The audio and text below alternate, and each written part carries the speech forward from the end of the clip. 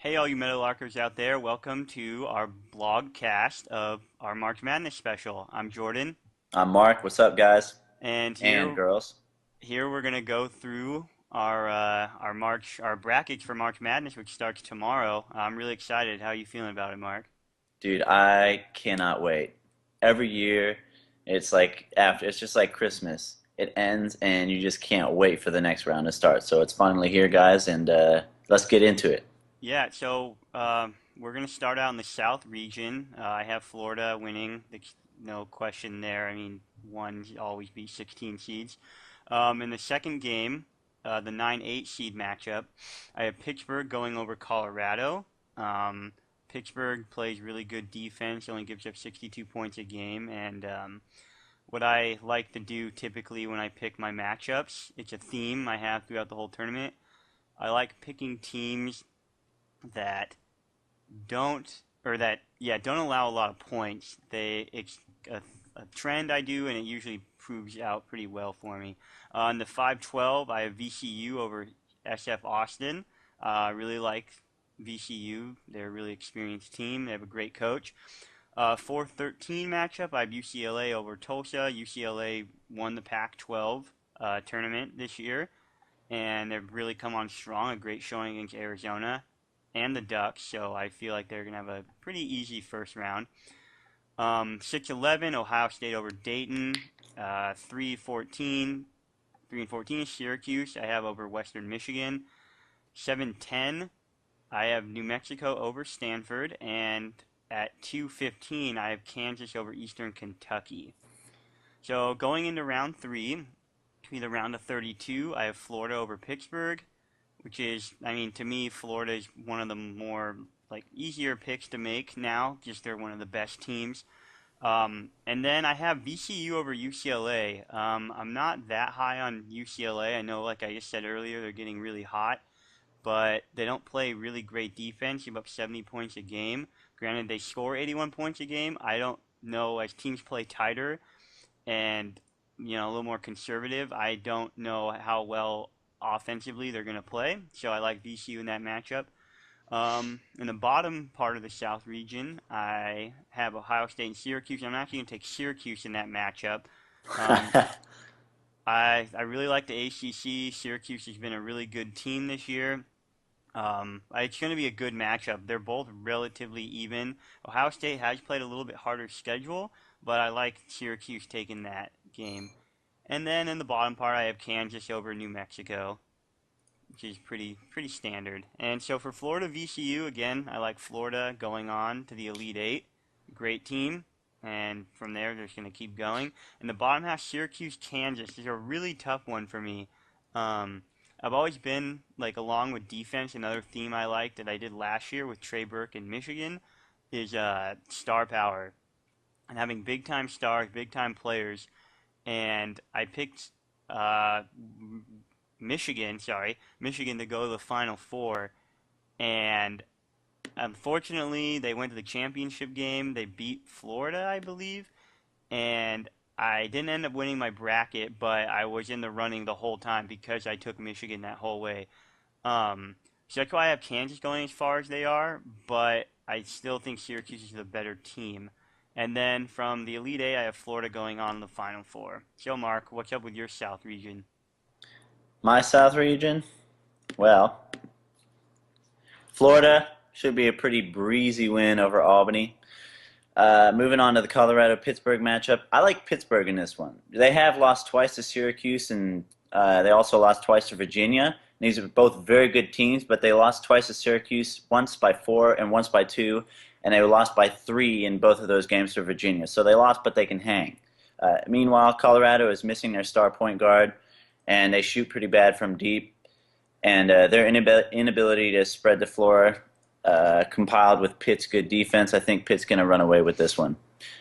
Moving on, like Jordan said, VCU has amazing defense. They force 11.3 steals per game, and they have a 11-point spread between their average points per game and points per game allowed.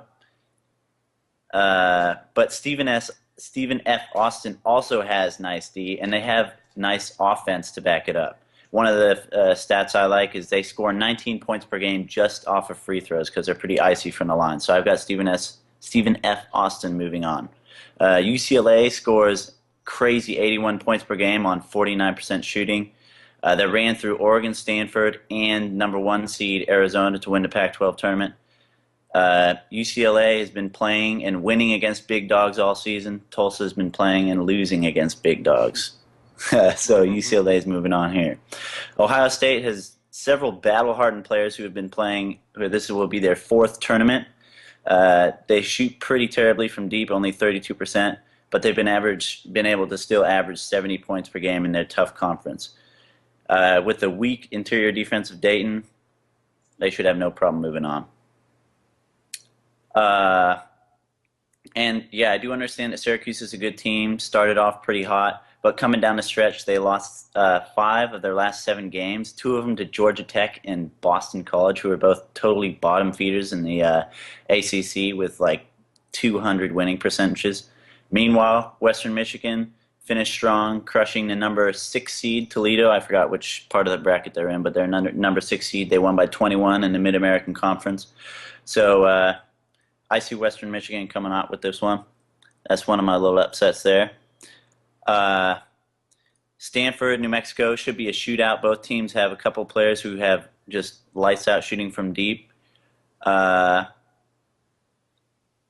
yeah, I got Stanford in that one. And then Kansas moving on. Yeah, they lost to Iowa in the Big 12 tourney, but I think an easy win over Eastern Kentucky in the first round should definitely take them into the round of 32. I have them going over Stanford in the next round into the Sweet 16.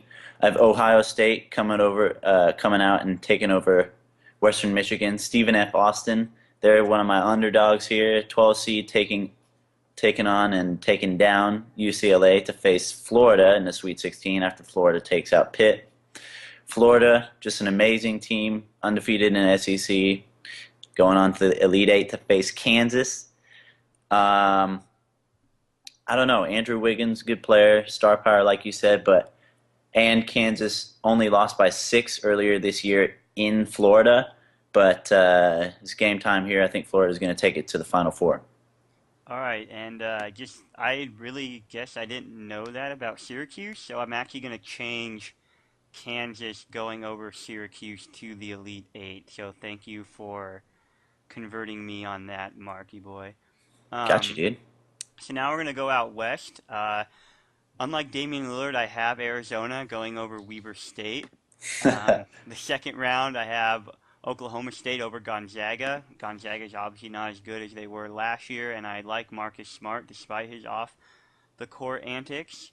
5-12, I have Oklahoma over North Dakota State because this is basketball and not football, which is North Dakota State's bread and butter, what they're good at.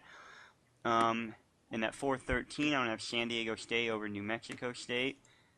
New San Diego State plays great defense, and they actually do score over 70 points a game, so it's kind of a no-brainer.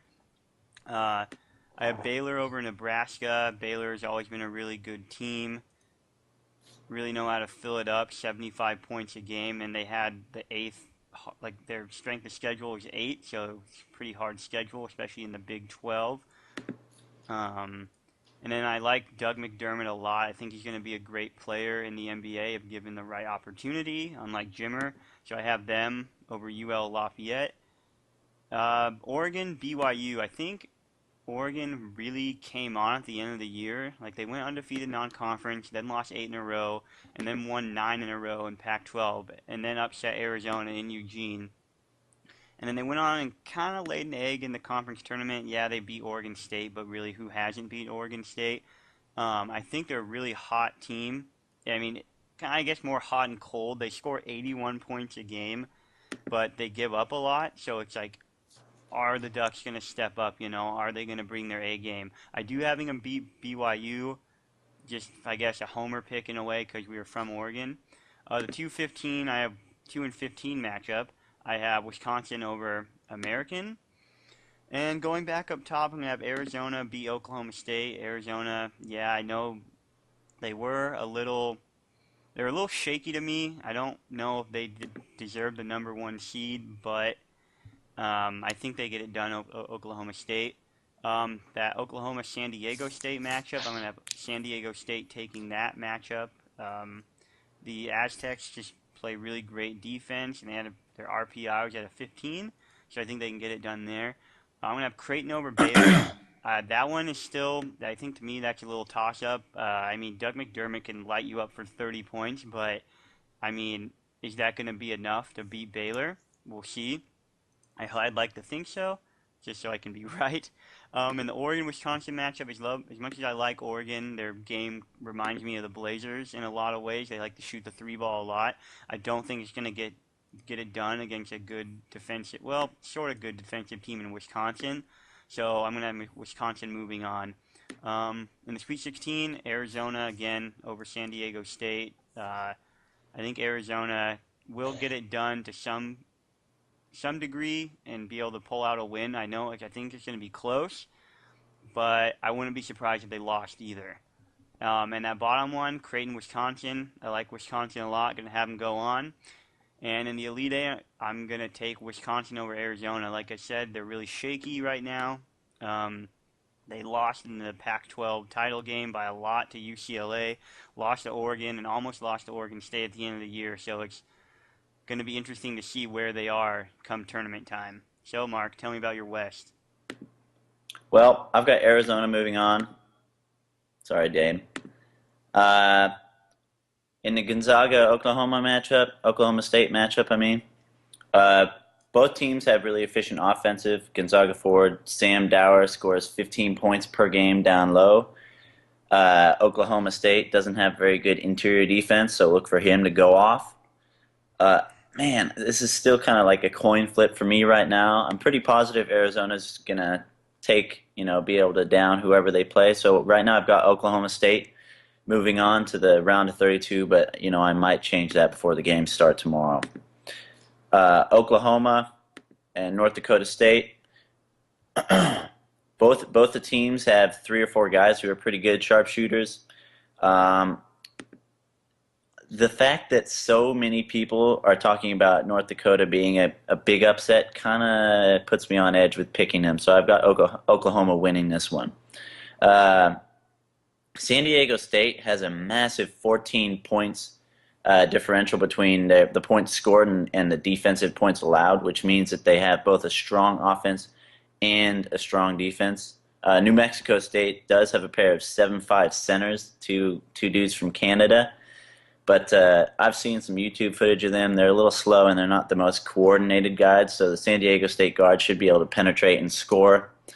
And I've got San Diego moving on in this one. Baylor, Nebraska. Nebraska finished strong, but their inability to rebound them will hurt them against the strong rebounding Baylor Bears. So I've got Baylor moving on. Creighton, Lafayette. For some reason, I'm big on Creighton. Doug McDermott. So obviously fun to watch. I think he'll get it done in the first round, but I'll talk more about Creighton here on in a second. Oregon, and the more I look about Oregon, the more I'm feeling them too.